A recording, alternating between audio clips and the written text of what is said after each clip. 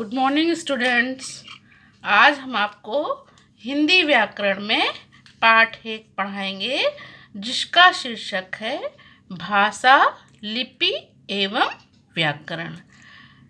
आप लोग बच्चे जानते हो ना कि जब हम लोग अपनी बात किसी से बोलकर या सुनकर व्यक्त करते हैं, वो भाषा का रूप होता है।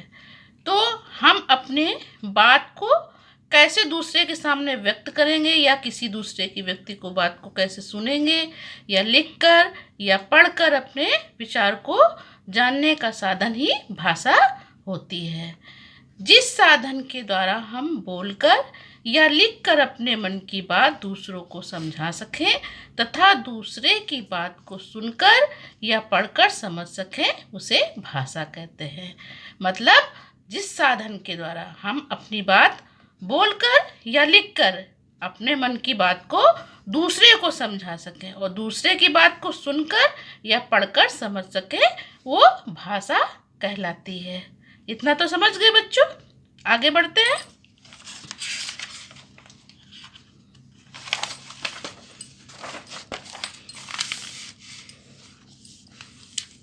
अब आता है भाषा के रूप।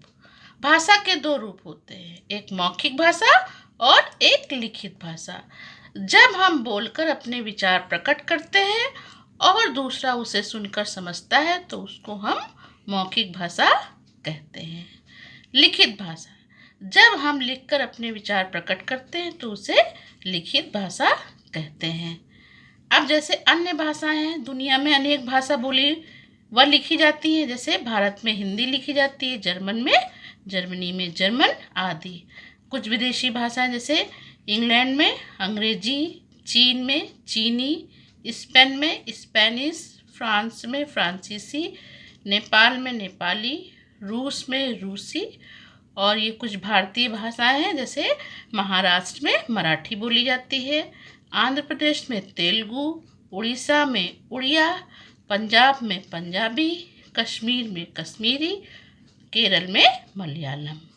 हमारे भारत की राष्ट्रभाषा क्या है? हिंदी है और अंतर्राष्ट्रीय भाषा अंग्रेजी है। तो इस प्रकार बच्चों समझ गए ना भाषा के 2 रूप, एक मौखिक भाषा और एक लिखित भाषा। अब बच्चों हम आते हैं लिपि में। तो जब हम अपने बोलने के लिए जिन ध्वनियों का प्रयोग करते हैं और उनको लिखकर समझने के लिए कुछ चिन्ह निर्धारित किए गए, ये चिन्ह ही आपके लिपि कहलाते हैं। मतलब हम जिन भावों को जिन बातों को लिखकर समझने के लिए कुछ चिन्ह होते हैं, ठीक है, लिखने के लिए कुछ चिन्ह होते हैं, उन्हें हम क्या कहते हैं? लिपि कहते हैं।